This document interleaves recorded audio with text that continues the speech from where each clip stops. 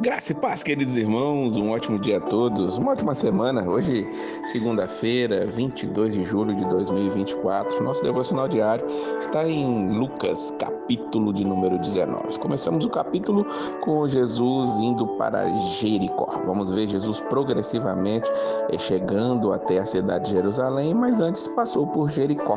E havia um homem ali chamado Zaqueu que queria ver quem era Jesus. A história de Zaqueu é amplamente divulgada, ele era pequeno, subiu uma árvore para poder ver Jesus Cristo, mas na verdade Jesus é quem queria vê-lo no fim das contas.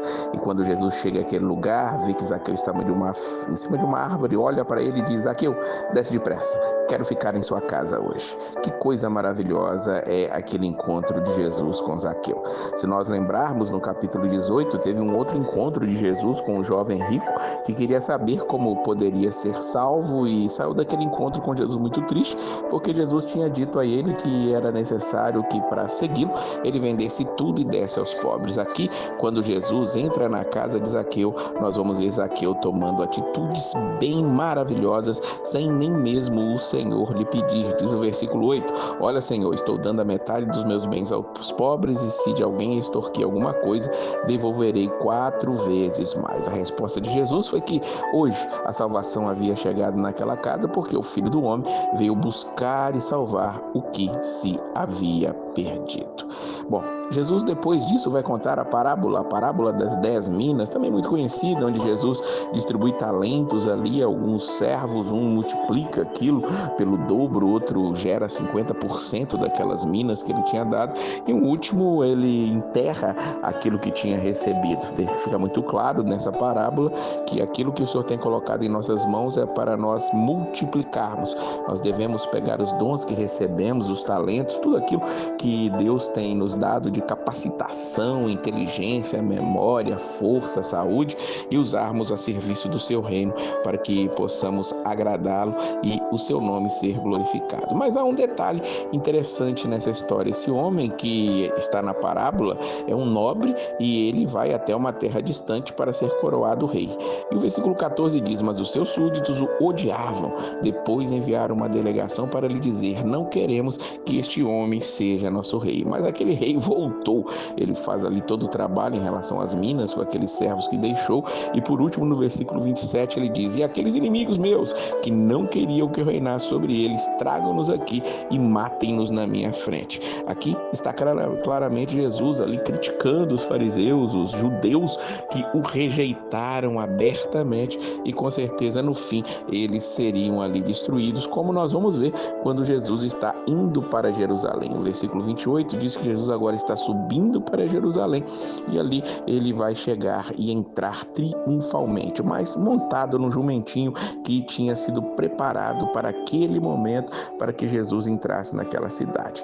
E enquanto ele prosseguia entrando, montando no jumentinho, diz o versículo 36, que o povo estendia os seus mantos pelo caminho. E quando ele já estava perto da descida do Monte das Oliveiras, a multidão dos discípulos começou a louvar a Deus alegremente em alta voz por todos os milagres que tinham visto, e exclamavam: Bendito é o Rei que vem em nome do Senhor, paz no céu e glória nas alturas. Os fariseus que viram aquilo mandaram Jesus repreender, disse: Mestre, repreende os teus discípulos. E Jesus disse: Eu lhes digo, respondeu ele, se eles se calarem, as pedras clamarão, diz o versículo de número 40. Jesus estava ali assumindo a sua messianidade, estava assumindo que ele era o Messias e bendito era ele que estava vindo em nome do Senhor. Agora, Jesus se aproxima da cidade no versículo 41 e chora sobre aquela cidade. Lembra-se da parábola onde os inimigos seriam destruídos? Jesus ali lamenta porque eles eram aqueles que tinham rejeitado o seu rei. Diz o versículo 42: Se você compreendesse nesse dia, sim, você também o que traz a paz, mas agora isso está oculto aos seus olhos. Virão dias em que os seus inimigos construirão trincheiras contra você e rodearão e a cercarão de todos os lados, lançarão por terra você e os seus filhos, não deixarão pedra sobre pedra, porque você não reconheceu o tempo em que Deus visitaria. Agora, enfim, Jesus entra na cidade e ele vai até o templo, diz o versículo de número 45, e ali ele começa a expulsar os que estavam vendendo. E ele repreende aqueles homens dizendo: a minha casa será casa de oração, mas vocês fizeram dela um covil de ladrões. Aquelas pessoas que estavam ali ao redor do templo tinham um comércio de vender animais, e aqueles animais eram levados para sacrifício. Os saduceus eram aqueles que tinham a proeminência nesse mercado.